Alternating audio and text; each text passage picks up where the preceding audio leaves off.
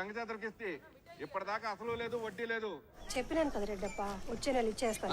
వచ్చే నెల అని తిప్పుతానే ఉండు, నేను తినతానే ఉండా. కడుపుకి అన్నం తింటాడారా, కసు తింటాడారా? ఏం బతుకులమ్మా, సిగ్గులేని బతుకులు. ఊళ్ళో జనాలు తింటలా వినాలనే కదా అరిసేదే, అట్టన్నా సిగ్గు వచ్చిన రబ్బర్తానని. మొగుళ్ళు ఆడదురా, ఎందుకు అలా మాట్లాడతావు? మొగుడు లేకపోతే ఏమే, గొడ్డు లాంటి పెట్టి ఉన్నాడు కదా, కాళ్ళు చేతులు ఉన్నాయి కదా, మొగోడే కదా. లేదు రెడ్డప్ప, నా కొడుకు మిల్లులో పనికి జాయిన్ అయ్యి ఉన్నాడు. ఎవరు చెప్పింది?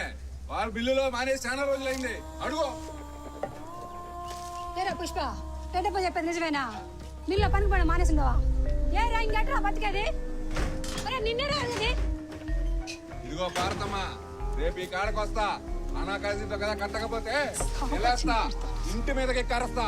ఏమనుకుంటున్నావు? తాగవే తాగు, బిడ్డ మాట గొడ్డు మాట.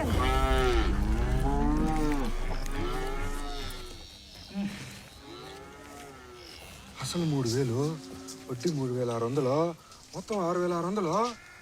సరిపోయింది పుష్ప. ఈ లెక్క సరిపోయినా సరే, మన లెక్క ఏ లెక్క?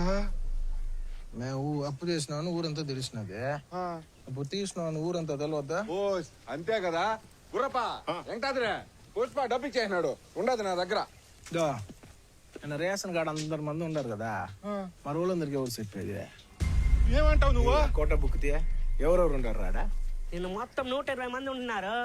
ఆహాల రవే, చలపత, మునమ్మ. ఏంది ఇప్పుడు వీళ్ళందరికి పోయి చెప్పాను నేను? ఏది చెప్పేది?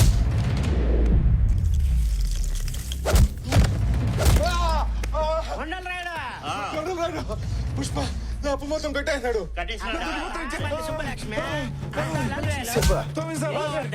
పుష్ప దుడ్డు మొత్తం కట్టేసినాడు, మొత్తం ఇచ్చేసినాడు.